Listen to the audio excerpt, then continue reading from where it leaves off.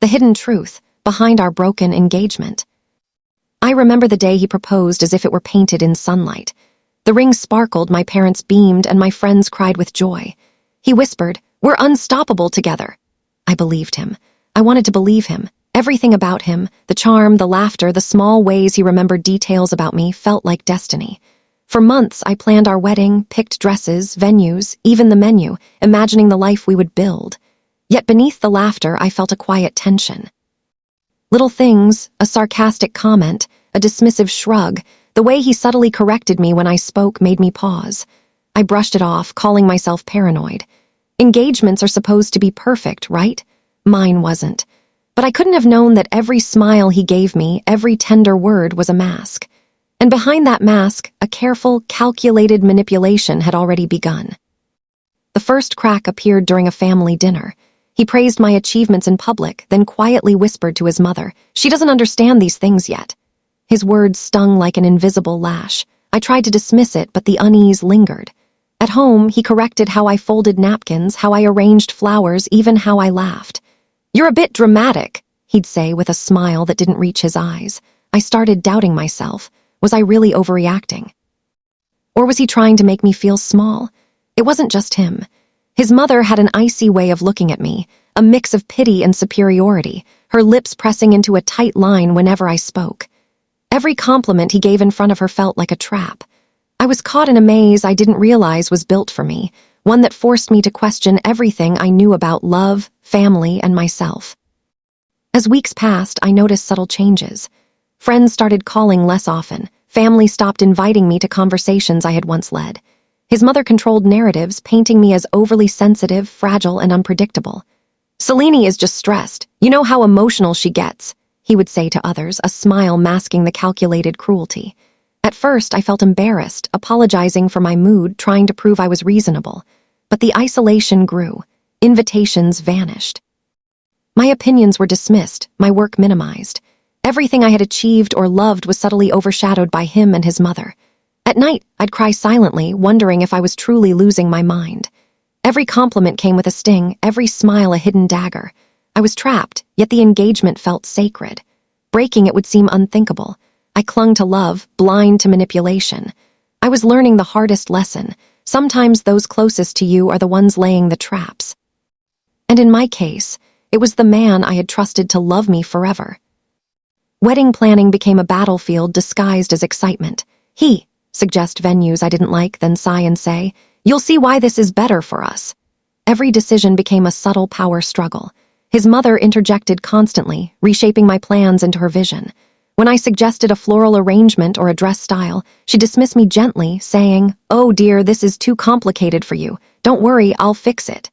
Each time I agreed, I felt smaller. Each time I disagreed, I was labeled unreasonable. Friends whispered their concern, but I laughed it off, afraid to admit the suffocating control. I wanted love, not conflict. But the more I tried to please, the more invisible I became. Behind closed doors, they whispered, laughed, and planned a narrative where I was weak, incapable, and dependent. I thought it was love. I thought it was family. But it was a slow erasure, one manipulation at a time.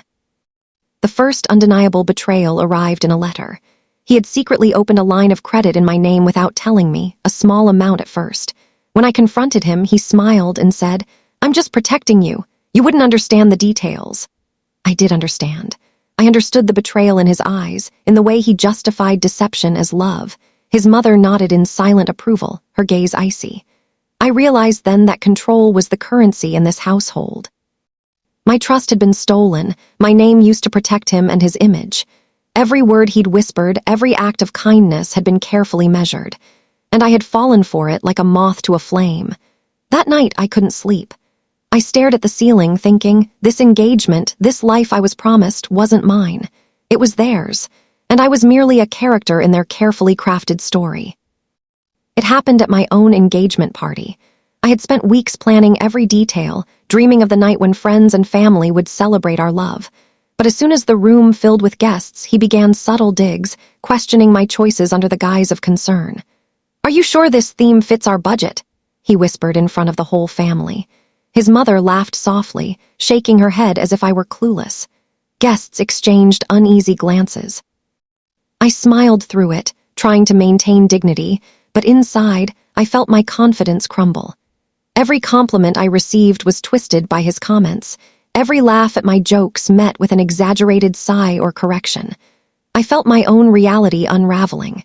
In that moment, I realized it wasn't just about control, it was about humiliation. Every person in that room had been quietly molded to doubt me.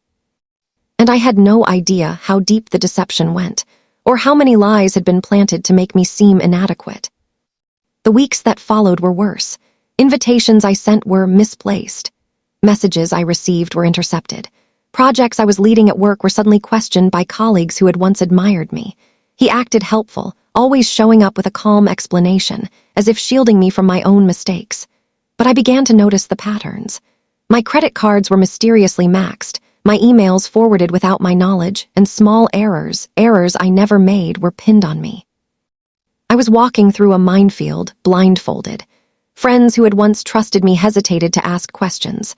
My world was shrinking. The engagement, which once felt like a celebration of love, had become a carefully orchestrated trap. And every time I confronted him, his gentle smile and soft words made me doubt myself. I wasn't imagining things, but he wanted me to think I was. I tried confiding in my closest friend, Clara. I shared every suspicion, every whisper of doubt. She nodded, concerned, promised to help me gather evidence. I felt a sliver of hope. But the next week, I learned that Clara had shared every detail with him and his mother. I wasn't just isolated, I was being watched. My trust had been weaponized against me. Messages I thought were private were being used to construct a narrative. I was paranoid, dramatic, incapable of handling life's complexities. And everyone around me was complicit, or so it seemed. I began questioning every interaction, every word, every smile. Was anyone truly on my side? The walls closed in. I was no longer a fiancé. I was a pawn in a carefully orchestrated game of social and emotional control, and I had no idea how to fight back. Then came the shock. I discovered that the engagement had been used to manipulate my finances. Joint accounts had been opened in my name, investments had been shifted, and my personal savings quietly moved. When I confronted him, he shrugged. "I'm protecting us, you don't understand these things." I was stunned. My money, my assets, my life, slowly being redirected, all under the guise of love and care. His mother chimed in, pretending concern while approving every move.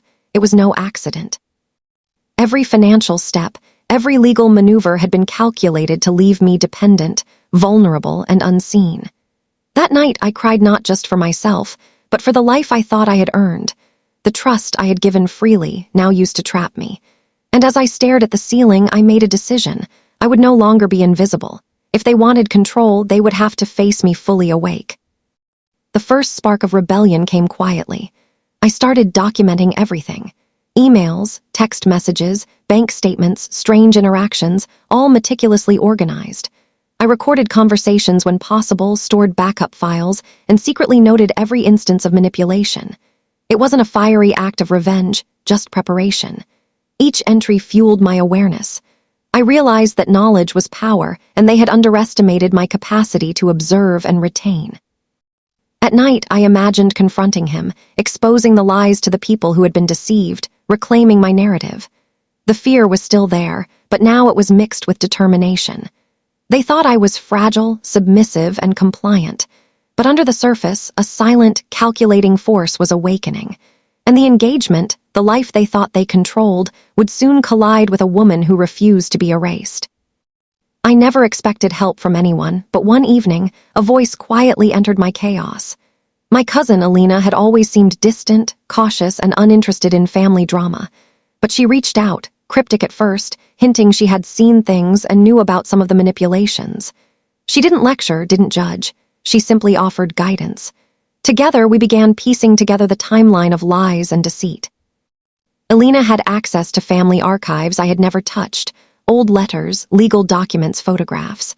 Slowly, it became clear. This betrayal had roots deeper than the engagement. His mother had plotted, manipulated, and prepped a story that made me seem unstable, reckless, undeserving. With Alina's help, I began understanding the full scale of their plan. For the first time in months, fear was mixed with hope. I wasn't alone, and I wasn't powerless. A hidden ally meant a new kind of threat for them, and the first step in turning their game upside down.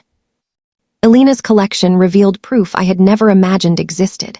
Financial records showed unauthorized transfers, legal documents bore forged signatures, and letters exposed their psychological manipulation. The evidence was overwhelming. Every time I read a file, my anger rose, not the kind that screams or lashes out, but the cold, methodical fire of someone plotting justice. I realized the engagement, the love, the facade of devotion, it had all been a stage. They thought they controlled me. Instead, they had unknowingly handed me the tools to expose them. I began cataloging the files, photographing pages, and storing backups in places they'd never think to look. This wasn't just revenge, it was reclamation. My name, my dignity, my life had been hijacked, and now, armed with undeniable proof, I was preparing to reclaim everything. Patience was key. They had orchestrated my humiliation and control meticulously, but they had never anticipated a silent, strategic counterattack. Their control extended beyond finances and family. They'd isolated me socially. Friends, once close, now hesitated to meet. Invitations went unanswered. Subtle rumors were seeded about my temperament and reliability. The engagement party had been the beginning. Now the world seemed to doubt me at every turn. But I stopped apologizing. Every rejection, every sideways glance, every subtle whisper became data. I memorized patterns, timelines, and triggers. Each act of exclusion became a clue, each rumor a breadcrumb leading to the truth. Instead of crumbling under the isolation, I used it to my advantage. Solitude was no longer a prison, it became my laboratory. I observed, recorded, and planned. While they thought I was shrinking, I was expanding mentally, preparing to return stronger, smarter, and fully armed with the evidence they had left in plain sight. Their belief that social control equaled victory would become their undoing. I considered confronting him directly. I imagined the scene in countless ways, the accusations, the denials, the fury. But then I realized confrontation would play into their hands. They thrived on emotional reactions. They needed drama to validate their lies to everyone else. So I waited. I watched. Every word he spoke, every gesture, every attempt to isolate me further, I recorded. It was meticulous, methodical, and patient. My plan didn't require immediate confrontation. It required observation, precision, and timing. If I struck too soon, their lies could rebound. But waiting meant every move they made became evidence. Every manipulation, every attempt at humiliation, every small victory they celebrated would be cataloged and turned into proof of their true nature. The patience was grueling, but it gave me control, the kind they had never anticipated. In their game of power, I became the shadow player, invisible but omnipresent, waiting for the exact moment to reveal the truth. The first crack appeared when a mutual friend questioned inconsistencies. She had noticed subtle discrepancies, emails that didn't align, stories that didn't match, behaviors that didn't add up. Her curiosity was innocent, but it rattled him. I stayed quiet, letting him flounder, letting small lies crumble under scrutiny. Every phone call he intercepted, every rumor he spread, became a trap for himself. The engagement, the life he thought he controlled, began to show tiny fractures. I smiled quietly, knowing patience was winning. The world hadn't yet witnessed the full scale of his deceit, but the first crack was enough. Once doubt seeped into others' minds, the dominoes would start falling. The stage was set. They had built a perfect facade, but every facade eventually collapses when the foundation is rotten. And now, I was ready to dig at the foundation, piece by piece, until their empire of lies came tumbling down. Rumors began to ripple quietly through our social circle. Friends who once praised him now hesitated. Subtle questions, whispered doubts, and hesitant glances started to undermine his carefully curated image. I didn't speak a word, didn't make a single accusation. I let the inconsistencies in his story speak for themselves. Each lie, each manipulation, each act of deceit became a whisper in the ears of those around him. And those whispers grew louder, unnoticed by him. I realized that sometimes silence wields more power than anger. By staying calm, observing, and recording, I allowed others to see the cracks without needing to push them. Their doubt became my invisible ally, and with each hesitant glance toward me, I felt the power shifting, not in my hands yet, but inching closer. He thought he was untouchable. He was only untouchable in his own head. Outside, the truth was creeping, subtle but undeniable. Then came the invitation, a dinner with mutual friends. He presented it as a casual, celebratory event, a way to smooth things over. I accepted, but not naively. I prepared meticulously, knowing every move, every word, every gesture could be used against him. Alina helped me create subtle cues, signs to watch his reactions and document evidence in real time. I wasn't going there to beg, to plead, or to justify. I was there to let him reveal himself to the world. Every smug smile he wore, every condescending remark, every tiny attempt to isolate me in conversation became proof. The room was the perfect stage, friends unaware, truth disguised as casual discussion. By the end of the evening, a subtle but undeniable shift had occurred. He was unraveling in plain sight, and I had only observed. The seeds of doubt had been planted, and they would grow faster than he could suppress them. Back home, I discovered hidden messages on his phone, careless, arrogant, assuming I would never see them. He and his mother had been coordinating narratives, orchestrating public perceptions, and laughing at their supposed cleverness. But the messages were a goldmine. Threats, manipulations, and plans to discredit me in front of mutual friends were all documented in writing. I saved screenshots, backed them up, and organized them meticulously. The arrogance of thinking I would never find out became their weakness. For the first time, I held undeniable proof of their plotting. I realized revenge wasn't about theatrics, it was about evidence. Every whisper, every doubt I had noticed before now had context. I had the roadmap to dismantle their lies, piece by piece. And for the first time in months, I felt the warmth of control, the subtle thrill of turning their own hubris against them. A casual social gathering turned into the turning point. He slipped. In a careless moment, he tried to manipulate a mutual friend, twisting facts and exaggerating my behavior. I didn't confront him. I let him continue, fully documented, fully recorded. Later, the friend came to me privately, sharing confusion and concern about his story. For the first time, someone outside our conflict doubted him. His own confession, delivered without my prompting, became a weapon I didn't have to forge. I realized the power of patience, of letting the guilty reveal themselves. Each confession, each slip, each exposed lie became ammunition. And each slip brought me closer to the truth being undeniable, not just to me, but to the world he thought he controlled. By the time I acted, the walls he built around himself would be paper-thin. It happened quietly, almost imperceptibly. A mutual acquaintance confronted him with evidence he had overlooked, emails, inconsistencies, and casual comments he had made in front of others. He tried to deflect, but the cracks widened too fast. Alina whispered encouragement as I observed from a distance. The world I had thought was stacked against me was tilting in my favor, and I hadn't lifted a finger yet. The engagement, the manipulation, the humiliation, it was all crumbling under its own weight. I had survived without surrendering, had endured without breaking, and now the first real signs of justice were emerging. I didn't need vengeance yet. I simply needed to let the truth rise, unstoppable like a tide against a cliff. And when the final reveal came, it would leave no room for denial. I knew the moment had to be flawless. Every piece of evidence I collected, the messages, the recordings, the inconsistencies, needed to be presented at the right time in the right order. I prepared a folder, organized every document, and rehearsed my words in front of the mirror. Alina reminded me that patience was my greatest ally. My ex-fiancé still believed he had control, still thought I was fragile and desperate. I smiled quietly to myself. He had no idea how dangerous calm could be. I wasn't rushing into confrontation. I was constructing a moment of undeniable revelation where lies would collapse without my raising my voice. Every whisper, every doubt, every subtle betrayal would converge in a single instant. And when it happened, the shock would be theirs, not mine. I invited him to a private meeting under the guise of reconciliation. He arrived smug, confident, convinced he still held power. I greeted him politely, offered coffee, and waited. Then I began.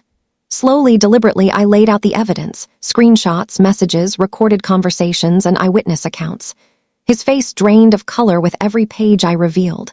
He stuttered, tried to explain, tried to manipulate, but each excuse collapsed under the weight of documented truth. His smug confidence crumbled. I didn't shout. I didn't accuse. I simply spoke with calm authority, letting the undeniable proof speak louder than any words I could muster. The room felt impossibly still. He realized, finally, that his web of lies had turned against him. Next came the public exposure. I arranged a small gathering with mutual friends, colleagues, and family. I shared the story, the betrayal, the manipulation, and the evidence, carefully, without embellishment. Gasps filled the room as the truth unfolded, each revelation piercing his carefully crafted image. Friends who had doubted me now saw the reality. His attempts to humiliate me in private had failed spectacularly. No one could ignore the meticulous proof. I remained composed, every word measured. The betrayal that had haunted me for months was now visible to all. The air shifted, the tables had turned. And I realized something powerful. Revenge wasn't about hurting him.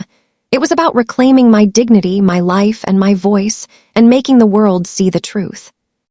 The fallout was immediate. He faced social and professional consequences. Colleagues, once loyal to him, distanced themselves.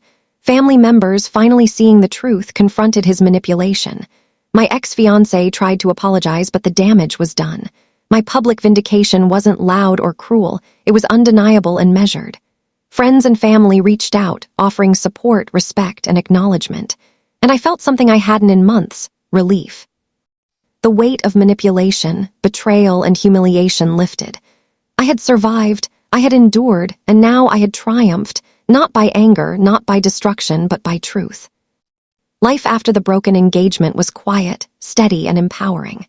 I rebuilt my routines, strengthened relationships with those who truly cared, and pursued dreams I had abandoned for too long. The scars remained, reminders of the betrayal I endured, but they no longer defined me. Instead, they fueled my resilience. I had learned to trust myself, to listen to my instincts, and to assert my worth. And every time someone mentioned my courage or perseverance, I smiled quietly. The hidden truth had set me free.